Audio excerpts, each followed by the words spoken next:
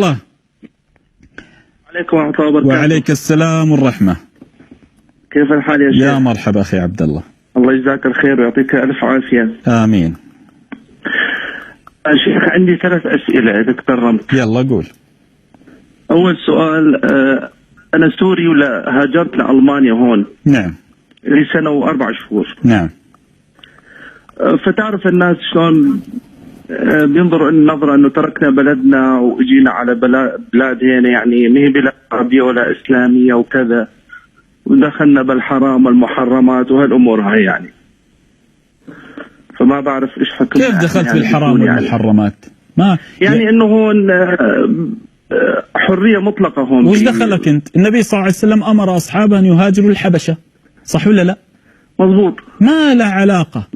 بس احنا ما الشيخ ما نتشبه بالرسول صلى الله عليه وسلم. هو الصحابة اللي هاجروا مو النبي صلى الله عليه وسلم، ولا أهل الحبشة يشبهون الآن. كان النبي صلى الله عليه وسلم أمرهم أن يهاجروا الحبشة، قال إن فيها ملك لا يظلم عنده أحد، وأمرهم أن يهاجروا لبلد غير إسلامي صلى الله عليه وسلم، بلد نصارى، وهاجروا. يا أخي لا يوجد شيء، لا يوجد حكم إسلامي يمنعك من الهجرة إن خشيت على روحك. بسألك سؤال.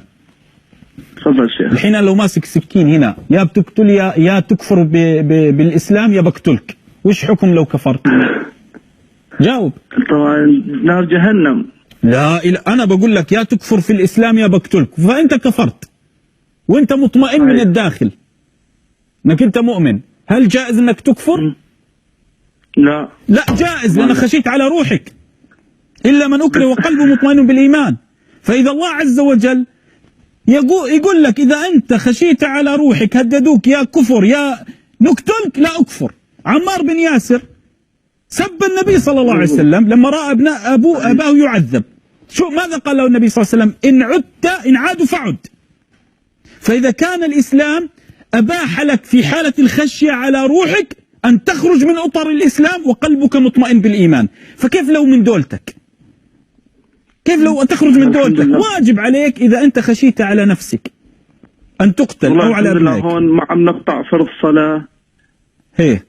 عم نروح للجامع. يا أخي ما عليك اللي يقول لك السفر وما يجوز، اللي يفتي لك اسمعها، حطها في رقبتي هنا، ها، اللي يفتي لك من مشايخ الدين بحرمة سفركم على بلاد الغرب خشي على أرواحهم، قل لهم افتحوا لنا بلادكم.